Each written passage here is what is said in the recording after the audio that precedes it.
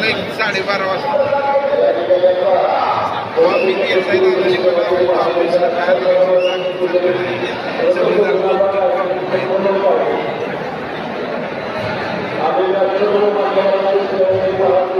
नाही 100% काल करतो मला म्हणतो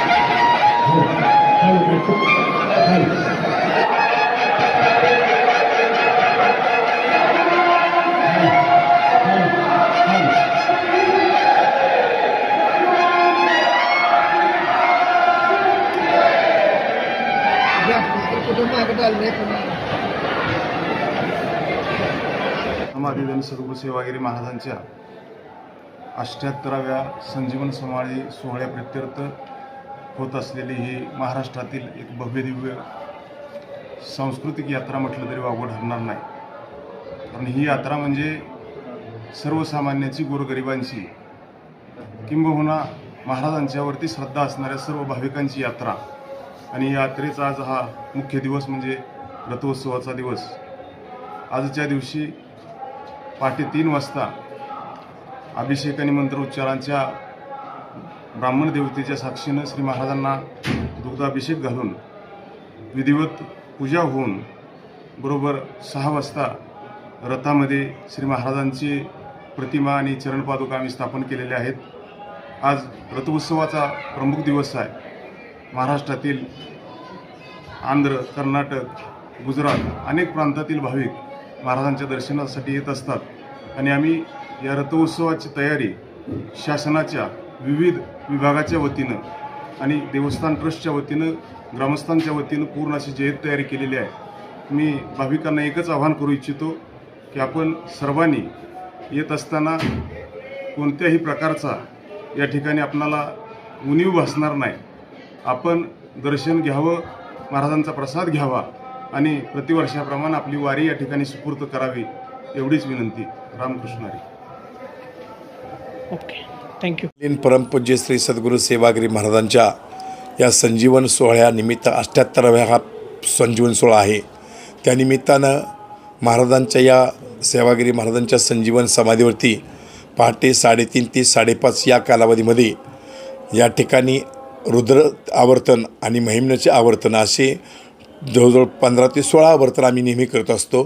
त्यानंतर दहीभातीची पूजा असते अभिषेकाची, त्यानंतर महाआरती, त्यानंतर त्या ठिकाणी महाराजांची आरती पूजा पुष्पांजली होऊन त्या ठिकाणी जे रथाच्या महाराजांची प्रतिमा असते आणि रथावरती जे कळस असतात, महाराजांच्या पादुका असतात, त्या आम्ही त्या ठिकाणी अभिषेकाला घेऊन त्यानंतर गादीवरती जी गादी असते महाराजांची, त्या गादीवरती महाराजांचे जे रथातली प्रतिमा आहे आपली सेवागिरी महाराजांची, त्या प्रतिमेचं पूजन होतं, पादुकांचं पूजन होतं, गादीवरती एकदा आरती होते.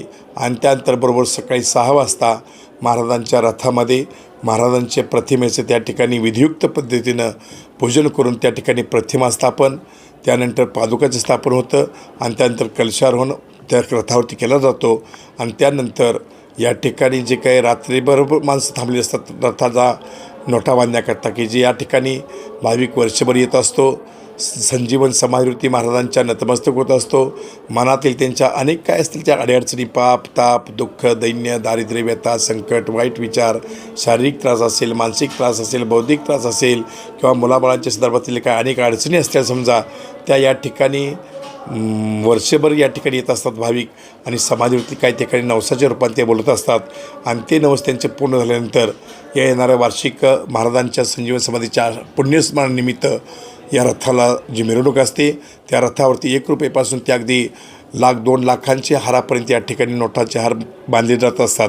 त्याप्रमाणे महाराष्ट्रातलं सगळ्या भाविकांचं आदरस्थान असणारं आणि त्यांची संजीवन समाधी आज पुसेगावमध्ये आहे. ते आमच्या परिसराचे सगळ्यांचे श्रद्धास्थान परमपूज्य सेवागिरी महाराजांच्या रथोत्सवाच्या निमित्तानं कोरेगाव मतदारसंघाच्या वतीनं मी सर्व भाविकांना या ठिकाणी शुभेच्छा देतो. परमपूज्य सुंदरगिरी महाराजांच्या आणि ट्रस्टच्या अध्यक्षतेखाली आज या चांगलं सुंदर असं नियोजन आज या ठिकाणी उत्कृष्ट असं प्रशासनाच्या वतीनं या ठिकाणी आयोजन करण्यात आलेलं आहे. मी सर्वांचे या ठिकाणी आभार मानतो आणि सर्व भाविकांना या रथोत्सवाच्या शुभेच्छा देतो. रामकृष्ण हरी. पूर्ण महाराष्ट्राचं आणि देशाचं दैवत असलेल्या सेवागिरी महाराजांचा हा रथोत्सव आहे.